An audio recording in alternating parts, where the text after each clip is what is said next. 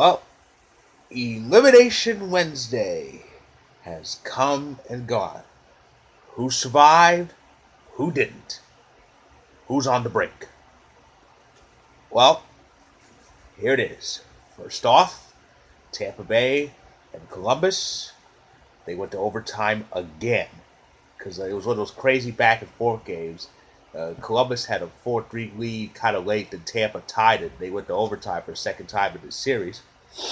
It would also be the last time as Braden Point, there's that name again, Braden Point scored. This time it only needed 5 minutes, not 90, like the first time. And Tampa eliminated Columbus. So that's a demon exercise from last year. They got the Columbus Blue Jackets out. And it was kind of extra special for the Tampa Bay Lightning family because it was Rick Peckham's last day. And after that goal was scored during the post game on the Fox Sports Sun feed, they replayed Rick Peckham's last call and showed him on camera calling Braden Point's game. But I always love seeing these announcers, especially the team announcers, actually on camera calling games. It's always something. So yeah, a great career for Rick Peckham, who's also done some national work for NBC. And Tampa Bay advances to round 2. Joining them, especially the Eastern half, is the Boston Bruins, the defending Eastern Conference champions.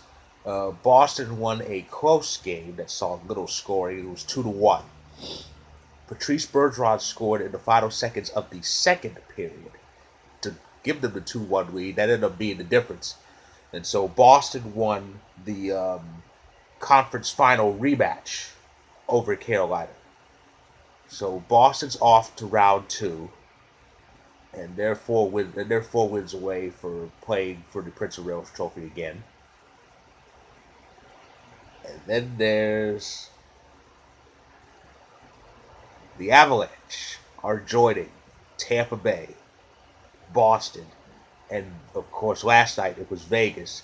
We are joining those teams in the NHL's Elite 8.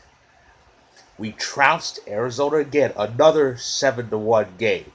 Now, to be honest, I was expecting that game to be close, but once we went up 2-0, I thought, well, okay. And then we scored again. I go, well, this game's dead. It pretty much resembled last year's Game 5 of the opening round against Calgary, except it was a bit worse for the opposition, because at least Calgary got a little bit momentum in that game when they scored in the final minute of the first period. Arizona was just dead. And poor Darcy Kemper, we broke him because he was the only one doing anything and nobody else came out and played. Taylor Hall was a non-factor. Phil Kessel, 2-time Stanley Cup champion Phil Kessel, had no points in the series. It was as far as actual players and scores, only Caden Keller kind of showed up, and probably Richardson. But other than that, other than those two, it was the Kemper show.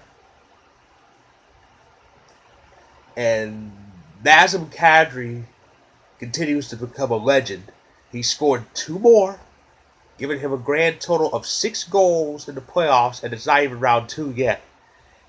And the 5 assists total 11 points combined.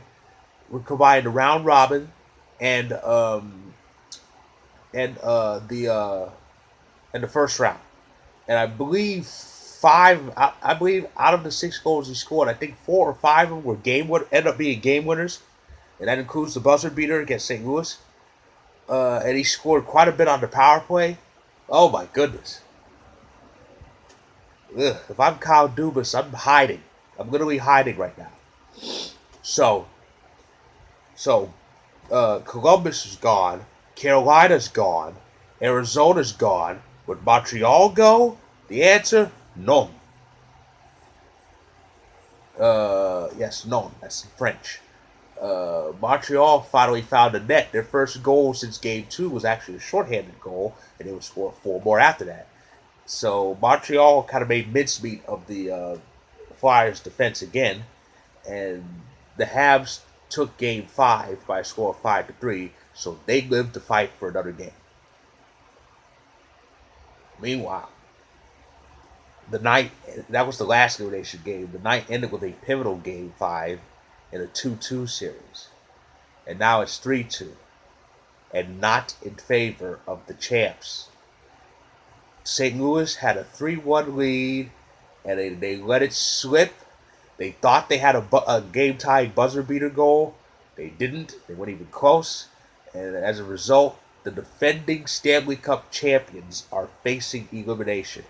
We could see the defending champion out in the first round for the second straight year. And, wow. And I don't know what Vancouver's trying to prove, but they're definitely proving it. Though it's not over for St. Louis. I did say Blues in 7. I had this going to max, and it looks like that's what it's going to have to be if the defending champs want to stay defending. So, but and what does St. Louis do? Do they stick with Allen?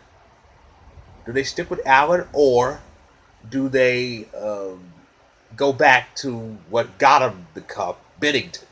That's a tough conundrum for Berube to figure out, and he has until Friday. He has until Friday to figure this out. But so to recap: Tampa Bay, Boston, Colorado, all advanced. Montreal avoided elimination, and the defending champion Blues are facing elimination after day 9 of this crazy Sweet 16. The Elite 8 is half full. Vegas and Colorado advanced from the West, and Tampa and Boston have advanced from the East. And we have it's elimination games. It's elimination games rest of the way through, no matter how long this lasts. The latest end date for round 2. The latest end date for round 2 of the for round 1. The latest end date for conference quarterfinals, round 1, is Sunday. That's the latest end date. But that's days from now. What's happening tomorrow? Well, because 4 series are over, the number of games start to dwindle, and there's only 2 games tomorrow, and the earliest is at 8 p.m. Eastern, 5 p.m. Pacific. Game 5 between the Islanders and Capitals. And the Islanders had a chance to complete the sweep last night, but Washington beat them. So the Islanders have to again try to finish the job. And after that, at 10:30 Eastern, 7:30 Pacific, it's Game 6 between the Stars and the Flames. And Calgary. Oh my God. Calgary has gone backwards since they were 10 seconds away from taking a commanding 3-1 lead. And they went from almost going up 3-1 to now facing elimination in the opening round yet again. Against a Dallas team that entered with very little momentum after the bad round robin they had. So Calgary needs to step it up. And that's tonight. And might as well go ahead and go with the rest of the league's rest of round 1's action. On Friday, it's a pair of Game 6s. Philly and Montreal. Philly's going to try again to oust Montreal and advance to round 2. And Friday is also Game 6 between the Blues and Canucks. The defending champs want to stay defending. They're going to have to win to stay alive. Now, if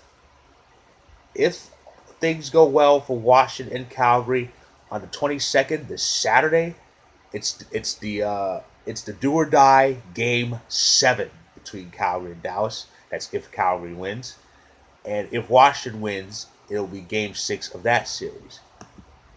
And of course, Sunday the 23rd, it's 3 Game 7s. So 3 teams are going to advance if those series get far. But that's round 1. There's no announcement on a start date for the conference semis. I would think it would be Tuesday. I would think Monday would be like a complete off day, and then they go back to playing on Tuesday for the conference semifinals. Um, as a Colorado's opponent isn't known yet, but at the moment, Dallas and Vancouver are leading their series, and if those teams go on to win their series, it'll be the Avalanche facing Dallas because they'll be the better seed remaining. Um, if Dallas wins tomorrow, it's going to be Colorado versus Dallas, and Vegas will face whoever wins that Vancouver St. Louis series. If Calgary wins the next two, then Calgary will face Vegas, and we'll face whoever wins between Vancouver and St. Louis. So it's the next couple days is going to be very interesting. So anyway, again tomorrow, Washington Islanders game 5, Dallas Calgary game 6. That's the only bit of action, hockey action tomorrow, and that's my recap of day 9 of the conference quarterfinals. I'll be back to recap tomorrow's action tomorrow night after the game's end. So until then, fellow hockey fans, and go Avs, go.